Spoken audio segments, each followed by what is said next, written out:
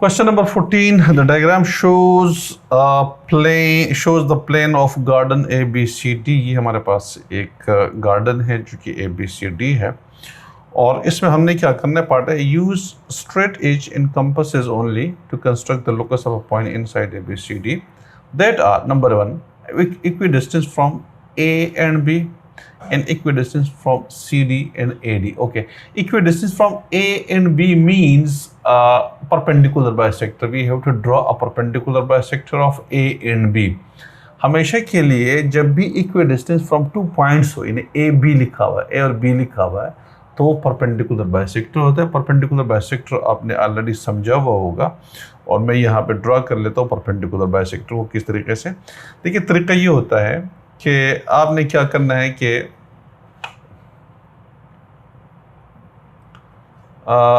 यहाँ पे कंपास रख के यहाँ पे पॉइंट बी के ऊपर कंपास रख के एक आर्क आप इधर ड्रा कर देंगे और एक आर्क आप इस लाइन के ऊपर इस लाइन के नीचे, ठीक है, ड्रा कर देंगे. फिर ए के ऊपर कंपास रख के एक आर्क आप इधर ड्रा कर देंगे और एक आर्क आप इधर ड्रा कर देंगे. इस तरीके से ये दोनों आर्क, अब ये जो 2 पॉइंट्स आपके पास आएंगे आपने इन दोनों को मिलाना है.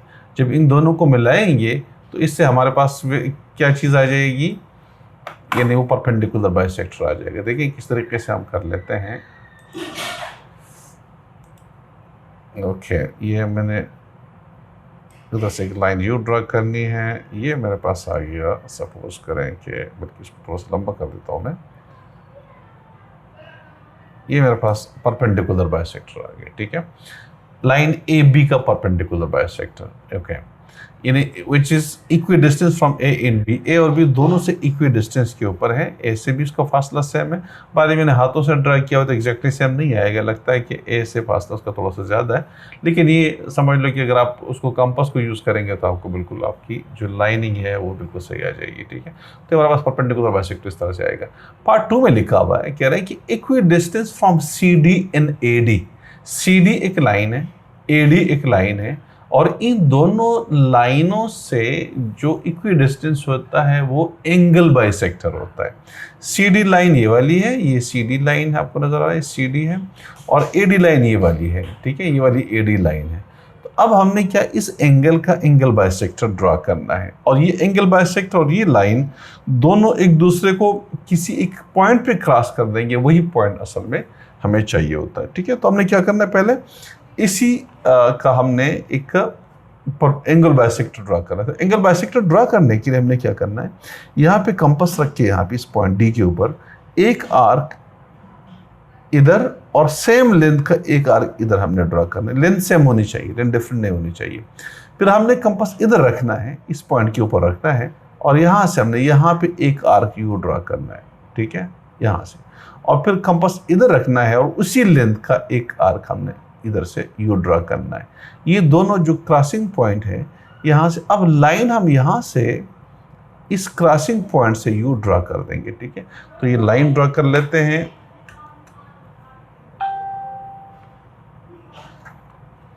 वो आ जाएगा हमारे पास, ये वाली लाइन इस तरह से आ जाएगी जो कि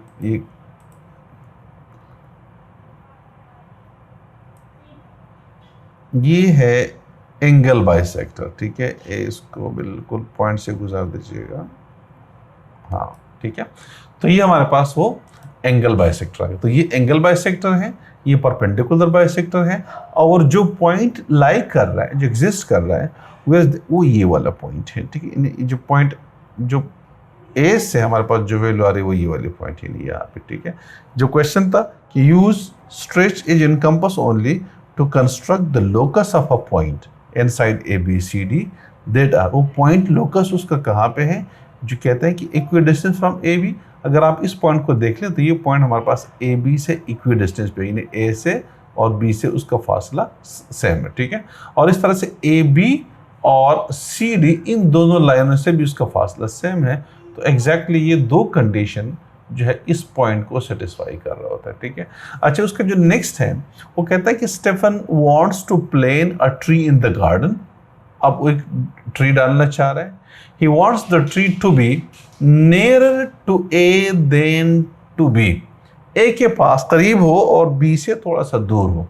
तो देखें अगर आप ये ले लें ये पॉइंट, इस लाइन, ये जो परपेंडिकुलर बाइसेक्टर है, इस लाइन के इस साइड पे, ये वाला जो साइड है आपके पास, ये जो साइड आपके पास आ रहा है, इस साइड के ऊपर ये सारे पॉइंट्स जितने हैं वो ए के पास है और बी से दूर है। तो एक से तो ये हुआ कि हमारे पास जो ट्री है वो इस एरिया में कहीं लाई कर रहा है, नंबर एक चीज। सेकंड जो उसने बोला हुआ है, okay, near to C D then A D. अब सी डी और सी डी के पास है, ए डी से दूर है। सी डी से सी डी ये लाइन है, तो वो कौन सी, ये वाला एरिया है, ये वाला एरिया, यानी मैं अगर उसको ये वाला एरिया, ये जो आपको एरिया नजर आ रहा है, ये वाला, यानी इस एंगल बाइसेक्टर के लेफ्ट साइड पे, ये वाला इस एरिया के अंदर लाई कर रहा है, ठीक है। तो सबसे पहले वो कहाँ पे, यानी अगर